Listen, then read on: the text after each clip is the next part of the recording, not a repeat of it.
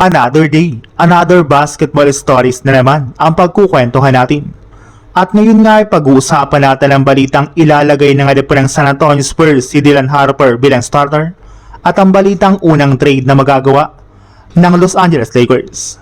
Dahil nga po bigo ang San Antonio Spurs na makuha ang kampyonato last season laban sa New York Knicks, ay inaasahan na nga po nagagawa ang kanilang team ng ilang mga pagbabago sa kanilang lineup.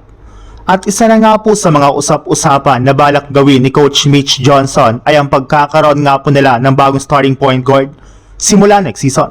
Ayon nga po dito, imbis nga na po na si De'Aaron Fox ang kanilang starting point guard, ay ilalagay na nga po nila dito ang kanilang batang player na si Dylan Harper. Naiintindihan na rin naman nga na po ng Spurs ang inilabas nitong frustration noon sa team since hindi nga po nagustuhan ni Dylan Harper ang pabago-bagong role niya sa kanilang rotation.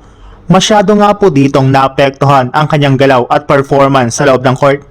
Kaya upang magtuloy-tuloy nga po ang pag-improve ng kanyang galaw ay plano na nga po nila siyang gamitin bilang kanilang permanenteng starting point guard simula next season.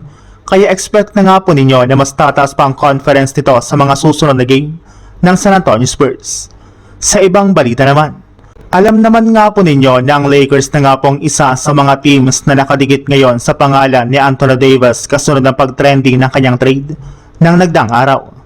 Inamin na rin naman nga po ni Davis noon na gusto pa rin nga po niyang maglaro sa Lakers at makasama dito ang kanyang mga dating teammate.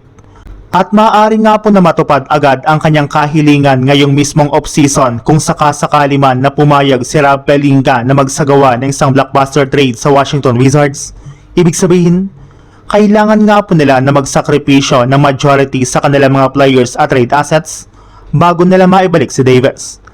At kung sakali man nga po na hindi nila afford ang presyo ni Anthony Davis, ay mas matalino nga po kung kukunin na lang nila sa isang sign and trade deal si Walker Kessler mula sa Utah Jazz. Gamit ang kanilang center na si DeAndre Ayton at ang kanilang hawak na 2026 25th overall pick na balak rin naman nga po nilang i-trade at bitawan bago pa man sumapit ang draft night. Since ito na nga po ang pinakamadaling trade na kayang i-pull off ni Rob Pelinka as soon as possible.